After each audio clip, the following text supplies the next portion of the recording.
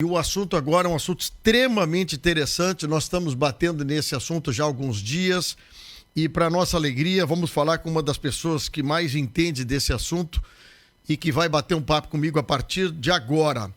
Dr. José Davi Urbaez Brito, presidente da Sociedade Brasileira de Infectologia do Distrito Federal, falando sobre a varíola dos macacos. Dr. José Davi, muito obrigado por atender a Acústica FM, tudo bem? Tudo bom, bom dia. Pois é, a gente percebe, doutor Davi, que as doenças agora que acontecem em países dos mais diversos lugares do mundo, ela com muita rapidez, elas estão se transferindo para outros continentes. A varíola dos macacos ainda não tem caso confirmado no Brasil, mas no entorno já começa a acontecer, é isso? Até agora os dados falam de casos na Argentina, né? Mas a maioria dos casos descritos são no continente europeu, na parte ocidental, incluindo Portugal, Espanha, Reino Unido, Bélgica e Estados Unidos e o Canadá, né? Sim. Os últimos dados dão conta de em torno de 200 e poucos casos diagnosticados. O que nos dá mais ou menos um panorama de ser um evento de uma disseminação bastante limitada, né? Vamos dizer assim.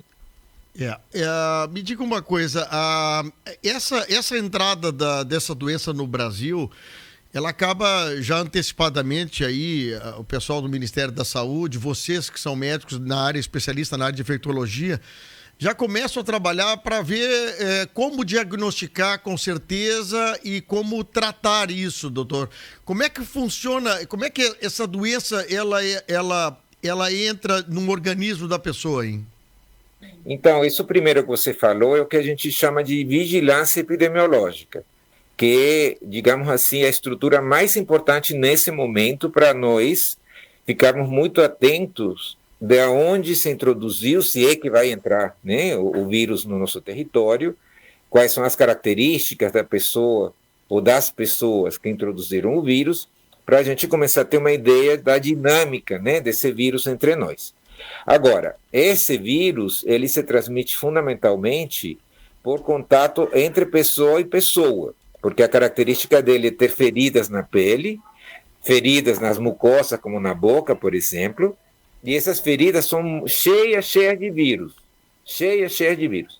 E essas feridas a gente chama de bexigas, né? Que são pústulas, elas estão cheias, né, de um conteúdo líquido, então é muito fácil que em algum momento você tenha contato com essa quantidade de secreções infectantes, ora entre pessoa e pessoa, ora por meio de objetos contaminados. Sim. E também por gotículas que saiam do aparelho respiratório superior e que atinjam a outra pessoa. Essa é basicamente a forma de transmissão. Visualmente, essas bolhas, essas bexigas, ela dá em todo o corpo ou ela dá em extremidades posterior ou inferior do organismo, hein? Então, como toda doença infecciosa tem um leque, né? Mas nenhum de nós nunca viu um caso de varíola dos macacos. Então, a gente se baseia nas descrições, tanto do que já a doença, desde há 50 anos, foi descrita, quanto dos surtos, né? Que tem acontecido ao longo dessas décadas. Então, essas bexigas, essas lesões de pele, habitualmente começam no segmento cefálico. Sim. No rosto, couro cabeludo, e aí elas vão descendo, acometendo o tronco, extremidades. Então, é essa evolução que está descrita em relação às lesões de pele. Doutor José Davi, o senhor é especialista nessa área e eu me permito fazer uma pergunta como leigo.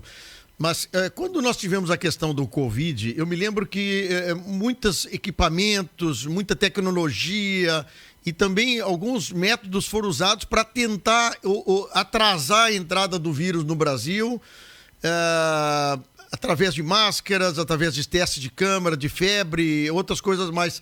Mas visualmente tu consegue identificar uma pessoa que está portando esse vírus, essa virose do macaco, já na fase inicial ou ela vem aparecer, essas gotículas, essas bolhas com mais tempo de infecção? Isso que você está falando é extremamente importante. As dicas, né, as pistas que o vírus dá, é claro que é muito mais fácil do que o SARS-CoV-2 da Covid. Sim. Porque estão na pele. Então, quando a gente define caso suspeito, primeiro nós temos que ter contato de alguém com uma outra pessoa infectada que tenha essas características visíveis, né? Isso é uma coisa que também ajuda muito na contenção. É muito diferente de SARS-CoV-2, em primeiro lugar, porque é um vírus novo, né? Então, nós não tínhamos, antes do aparecimento do vírus da Covid, nenhum tipo de pista, nenhum tipo de informação que não fosse por outros coronavírus, que acabou se confirmando sendo muito diferentes. Sim. Então, não é isso que acontece com a varíola dos macacos, uma doença que pelo menos há 50 anos se conhece, então já se tem digamos assim, um panorama de muito mais certezas do que poderia ter sido com a Covid-19. Porque tem coisas que parece que ficam adormecidas, não sei se a palavra certa é essa, né?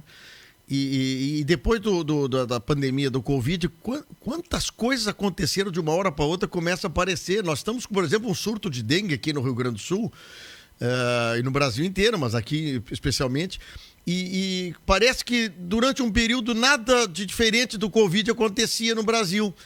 Mas esta varíola, ela tem uma questão de vacina, alguma coisa que a medicina já tem estudado, como outras doenças que há muito tempo estão adormecidas e começaram a voltar, como meningite, nesse caso, doutor?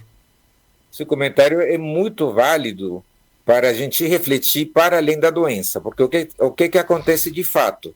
A devastação ambiental, a ocupação desordenada do terreno, as mudanças climáticas brutais, violentas em relação com toda a atividade humana, não tenha dúvidas, a biologia cobra conta. Então, esses vírus não são os culpados, os vírus são os sintomas, e por isso que você está vendo, dá a sensação que a Covid abriu a porta. Não é isso, a Covid faz parte de todo esse sintoma que está adoecendo a nossa espécie por uma irresponsabilidade na administração do mundo. E a gente vai estar com essas situações o tempo inteiro. Agora, em particular com a varíola dos macacos, tem algumas situações importantes. A vacina de varíola humana tem uma proteção cruzada com a varíola dos macacos. Ela se calcula em uma alta proteção, mas a gente não sabe ao certo, depois de terem se passado 50 anos da última vacinação, como é que ela vai funcionar. Né? Mas a gente sabe que funciona. Já também tem uma vacina recombinante que foi feita para a varíola dos macacos especificamente, porque nós tivemos surtos na África Central, na África Ocidental, até nos próprios Estados Unidos. Então, ele sempre foi um vírus colocado no radar das pesquisas, né, para o desenvolvimento de ferramentas de prevenção, como a vacina.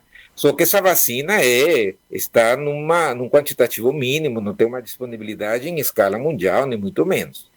Então, veja bem, é muito diferente, e a gente tem que fazer referência à Covid-19, porque a Covid-19 nos deixou com estresse pós-traumático. Então, qualquer nova notícia sobre uma doença infecciosa reemergente causa muita apreensão e até pânico. E não seria, nesse momento, o caso de nós pensarmos assim com a varíola do macaco, porque tem, digamos assim, mais recursos para nós manejarmos com um grau importante de tranquilidade. Então, vacina não tem disponível em larga escala? Temos não. Nesse momento não temos. Mas existe a vacina? Existe, só não tem produção. Já existe uma vacina. Agora, a decisão de se isso vai partir para larga escala vai ver fundamentalmente o destino do surto. Porque lembre, por exemplo, em 2003, nós tivemos um grande surto nos Estados Unidos. E veja bem, isso não foi divulgado, isso não teve toda essa dimensão. Em 2017 e 2018, nós tivemos um grande surto na Nigéria, né, que ficou nessa região, que como a África é uma região endêmica, ou seja, sempre teve casos de varíola dos macacos, também não causou toda essa magnitude de preocupação e de agitação nos meios de comunicação. Então, é possível que isso possa ser até um surto limitado, né? Basta cada dia, vamos ver um dia atrás do outro para ver como que evolui. O problema, né, doutor, é que com o advento das viagens sendo mais fáceis, a transmissão, eu digo, a disseminação, ela é muito fácil, muito rápido de acontecer, porque as pessoas circulam muito em negócios, em turismo, e acaba sendo uma coisa complicada para a vigilância sanitária absorver isso, né? Mas eu lhe pergunto o seguinte, dentro da sua experiência, como o senhor disse, o Brasil ainda não viveu esta doença. Mas qual o tratamento dessa doença, da varíola do macaco, e quais os desdobramentos dela, que tipo de tratamento e quais as consequências que ela dá na pessoa que está confirmado com essa doença? Então, do ponto de vista didático, eu sempre dou uma comparada com a varicela, que é a catapora, né? Sendo que as lesões da varíola dos macacos são um pouco mais profundas, um pouco, vamos chamar assim, mais feias, né? Sim, sim. Mas, na imensa maioria das pessoas, aquelas que não são vulneráveis, elas passarão um tempo de uns 15 dias lidando com aquelas lesões, que primeiro vão ser pústulas, depois vão secar, vão ficar crostosas. Sim. Aí é fundamental o cuidado dessas pústulas, dessas lesões, para não deixarem marcas. Bem parecido ao que a gente faz quando alguém está com catapora. Isso na imensa maioria da população. Agora, como resfriado comum, pessoas imunossuprimidas podem vir a óbito. Como catapora, todos os anos nós temos um grupo de crianças que vão a óbito, infelizmente. Então, essa questão da vigilância, ela tem muito a estratificação de risco, porque aqueles indivíduos que tenham a sua situação imunológica comprometida, a gente já conhece, né? Transplantados, pessoas com AIDS, pessoas que têm doença que usam imunossupressores, crianças menores, desnutridos, para ficar com uma atenção maior, redobrada, em caso de que aconteça essa disseminação. Mas veja bem, já está mais ou menos há 5 ou 6 semanas rolando o surto, né? Sim. E ele não tem se disseminado na ordem de milhares de casos, né? Então, isso já é uma pista, porque, como você bem falou, com o deslocamento de grandes massas de pessoas, já seria o suficiente, não é? Para que, se fosse um vírus de uma maior transmissibilidade, o acometimento fosse muito mais intenso, né? Eu lhe toco nesse assunto porque quando o senhor falou em Nigéria, na África Central, tem surtos, mas agora quando tu entra em países, entre aspas, mais desenvolvidos ou de primeiro mundo, a conotação e a visibilidade acaba sendo muito maior e, obviamente, a preocupação, né? E acaba se despertando. Não é um país no cantinho da África que deu problema, né? Estou falando na Inglaterra, países de primeiro mundo. Por isso que chama atenção e refletiu tanto na imprensa, né? Exatamente. É a questão, e isso, o mesmo que fez que a Covid-19 se tornasse a tragédia que foi e que é ainda, é o que faz que nós tenhamos essas novas viroses. Lembrando, por exemplo, nós já tivemos uma virose extremamente preocupante, muito grave, em 2017, aqui entre nós, a Zika. O Zika virose foi de uma dimensão enorme. As pessoas que sofriam a doença não tinham nenhum problema, mas os nenéns, né, que nasciam com a doença congênita tiveram, então, né, um desfecho extremamente doloroso. Então, não é a primeira vez que acontece, claro que, e sem dúvida isso eu não vejo nem com maus olhos, né? A questão da Covid nos deixou mais sensíveis, né? Nos deixou mais vigilantes, a vigilância ficou muito mais estruturada, né? E isso vai ser um trabalho que não vai parar, viu? Isso vai acontecer porque, não sei te dizer, mas tem outros vírus com essas possibilidades de se disseminar no mundo. E aí, fazendo a mutação, acaba mudando, ter diagnóstico, tratamento, tudo mudando. Ou mesmo sem mutar, o número de pessoas que possam se expor em grandes eventos ou o número de pessoas que possam ser imunossuprimidas. Hoje o número de imunossuprimidos é muito grande, né? Porque nós temos tratamentos de câncer, tratamento que fazem sobreviver pessoas que antigamente não sobreviviam. Então é uma coisa muito, muito complexa. Exatamente. O doutor José Davi Urbaez Brito, o senhor fala da onde, doutor José? De Brasília, do Distrito Federal. O senhor trabalha aí em Brasília e é presidente da Associação Brasileira de Infectologia. Da Brasiliense, tá? Brasiliense, não, Brasiliense. Senão o interessante da brasileira vai tirar minha cabeça, tá? Que é muito meu amigo. Não, fica tranquilo. O senhor tem um sotaque espanhol? O senhor sim. Eu sou originário da Venezuela, mas moro no Brasil há 32 anos. Que coisa. Esse surto sobre a varíola do macaco, o senhor falou que na Argentina já tem confirmado. Outros países da América Latina, o senhor já disse que já tem confirmado.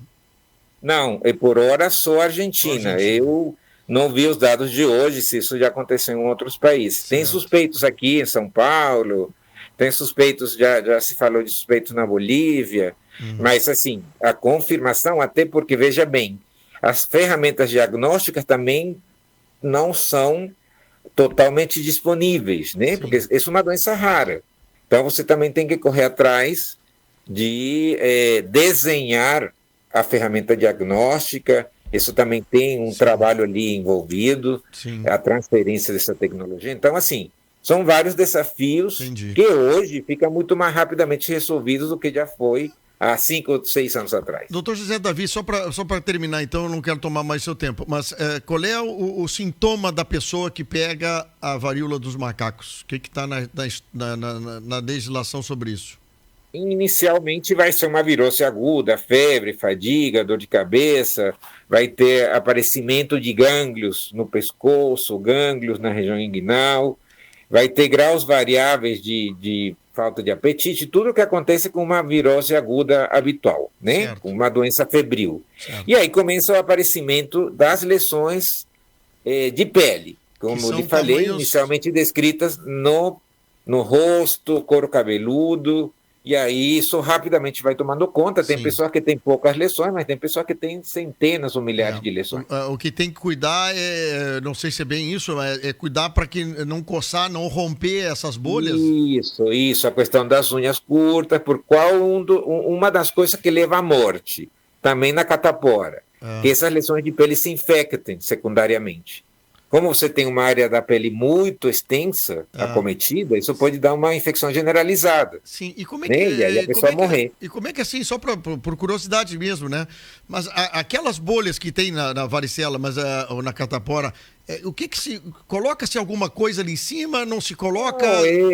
Sabonete neutro, manter as unhas muito curtas, não estourar as bolhas, fazer aquele cuidado com creme hidratante, tomar antihistamínico, né, porque dá muito prurido, todas essas lesões dão muito prurido, aí naturalmente você vai querer coçar e aí que está o perigo. Então, são cuidados que às vezes são muito complicados, né?